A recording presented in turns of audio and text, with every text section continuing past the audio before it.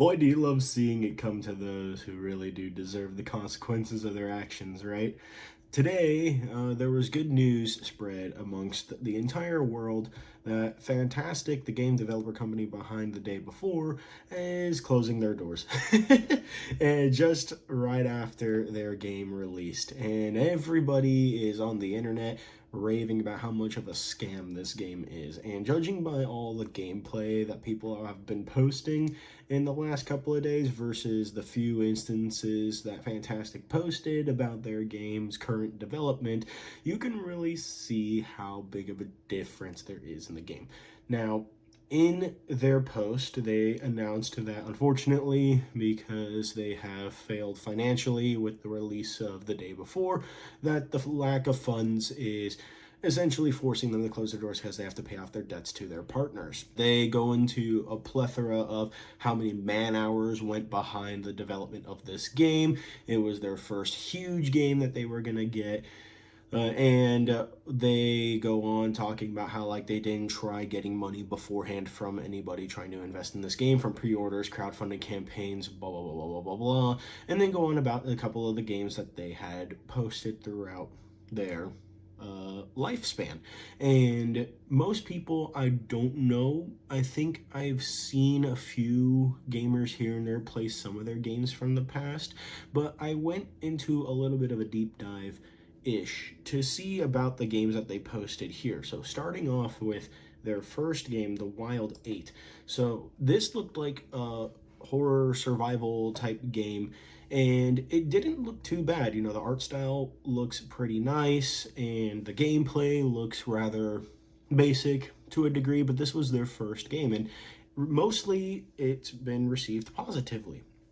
It had been updated over the course of time, but you'll probably notice on Steam that it does say mostly negative at the time because all those posts are after the day before, so I don't think I'm really going to count those, but you can buy this game still for $3.74 currently, but normal price is $25. Now, why should you not buy this game even at $3.75?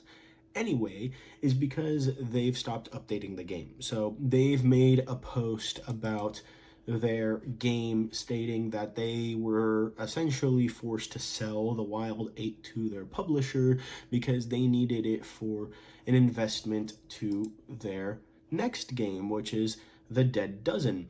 Now, The Dead Dozen is a game that is sort of like Halo Infection kind of thing. You have one zombie and a bunch of other people who are trying to hunt the zombie, and that zombie's turning other people into zombies kind of thing.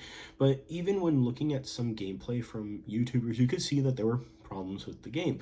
There were issues with the world loading and a couple other stuff going on, but a couple things you'll notice is that they abandoned the Wild 8 for this game.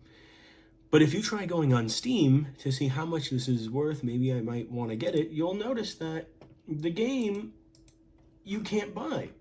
It is no longer available in Steam stores. Now, you could probably get a Steam code and download the game if you want, but you probably don't want to do that either because guess what? The game also has been abandoned.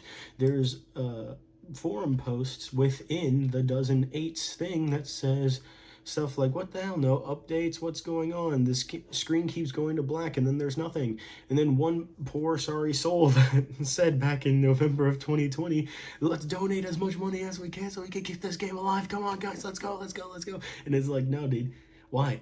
The game's dying. There's no point in throwing as much money as you can into it. It's like your relative is on life support and they are going to die any moment, and you're just going to throw cash at them just to make them, live an extra few seconds. The game's gone, bro. I'm sorry. Like, there's no point.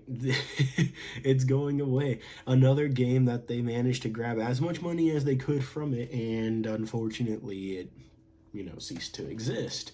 Now, the next game, the Radiant one. Now, this one I have a bit of a different opinion on because looking at the Radiant one, the first thing you'll notice is it's 99 cents. No sales or anything, just 99 cents. And it's a clicker, quick action time game. According to the reviews, it's as short as 40 minutes.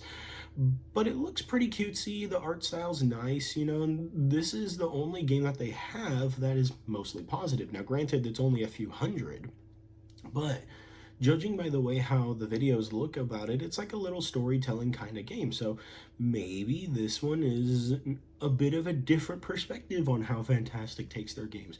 Yeah, they had one game that they broke out with and they did pretty well, and then they sold the rights to that game to make another game that ended up being a big stinker. But what about their next game other than Radiant One? Propnight, which Propnight just looks like, Gary's Mod Prop Hunt. Everybody loves Prop Hunt, all that stuff from Call of Duty to, I guess, this game. And judging by the art of how it looks, I don't know if this is supposed to be like a Prop Hunt horror game. I would be scared, but the reviews again are mixed, with a bunch of people on here looking like relatively not enjoying this game. FNTASTIC being the most recent post, but again, this is because, of the day before. So let's look at reviews that were more around the time. This game is dead. No more updates, just dead. Sad. Hey. Whoa. We already said before that the other two games before had died as well. We're not going to make claims already that this game that they just released is also dead too. Are you trying to say that this game company just makes games and then just lets it rot? That's such a harsh claim.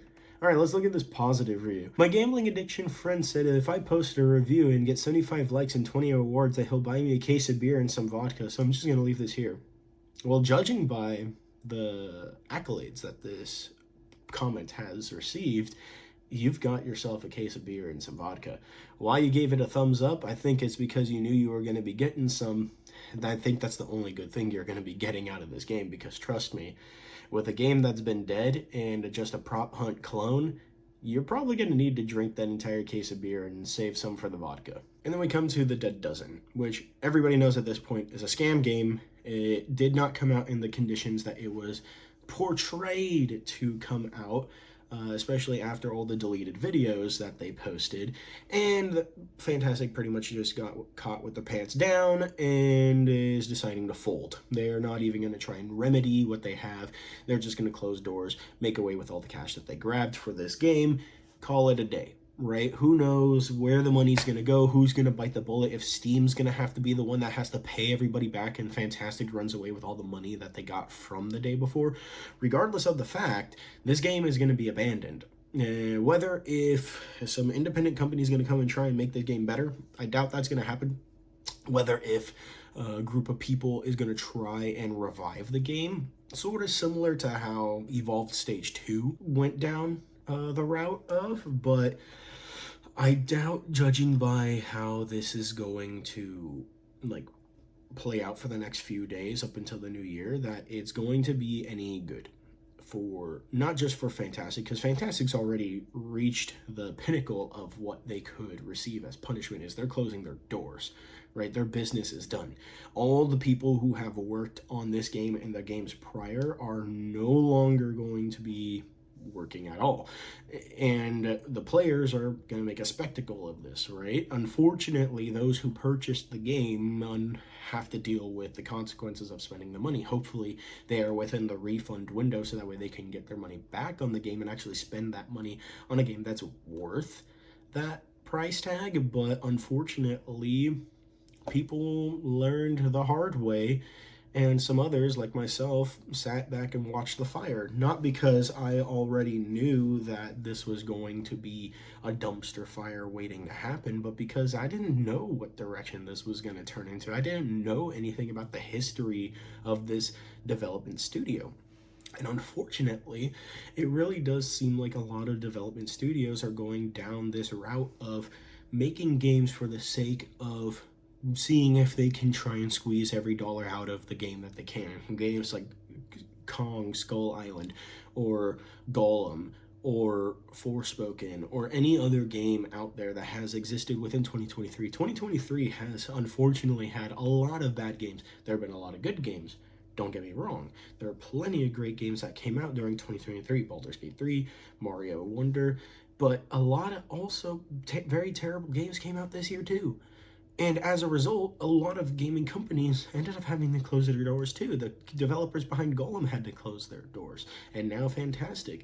Is this like a culling of the game development studios because they are starting to no longer be able to uphold the standards of the gamers, or uphold their own word on developing games that are actually worth playing and spending the money on? I have no idea. I am not a game developer, but unfortunately I can still see from a business perspective and from a gamer's perspective that if you are going to give a product that you know is not good, then people aren't going to spend the money nor the time playing this game.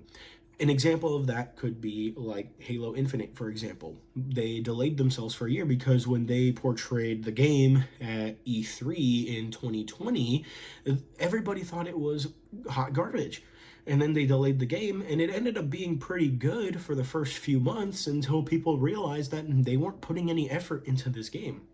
Now, granted, Halo Infinite is at a state now that is actually a lot of fun relative to what's available for the game, but it doesn't wipe away the scars that it put upon gamers. Gamers like myself were huge Halo fans and had to deal with a game that ended up being poopy. It wasn't as bad as Master Chief Collection when it first came out. If anybody that watches this video and he manages to get to this part, and if you played Master Chief Collection when it came out, you know damn well that that game was hot garbage. But it ended up turning into a game that was really good. But there's a difference, right? 343 Industries is backed by Microsoft. FNTASTIC is backed by itself and whatever partners they're able to muster. And because of the poor performance of this game, they have to pay back their debtors. They can't just sit there with whatever money they have and like say, no, I'm not going to pay you because I didn't get the money that we expected out of this game. They have to pay that money back to the people who invested in this game. And now that they're left with nothing to pay their own peoples with, or just enough to get them out of the door, unfortunately, the people who suffer are the gamers. And a lot of people saw this coming. And unfortunately, the people who didn't, or the people who just wanted to jump into the fire, saw that it was a hot garbage mess.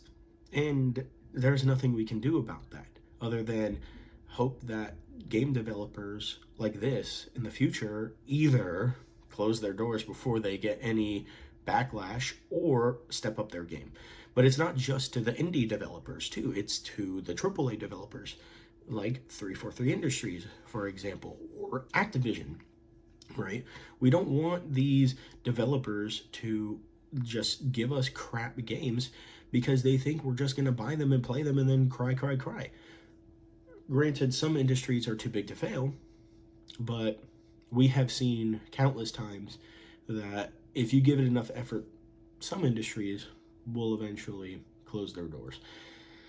And unfortunately, or fortunately, FNTASTIC is a victim of that today.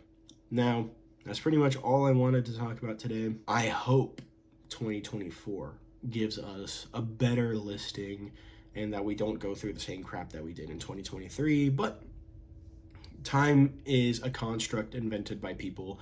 I think that we're still going to find games that are crap. There's always going to be games that come out that are crap, but I hope that the good outweighs the bad in this case, because man, did we have a lot of stinkers this year. That's pretty much it for me. I'll catch all y'all later. Peace.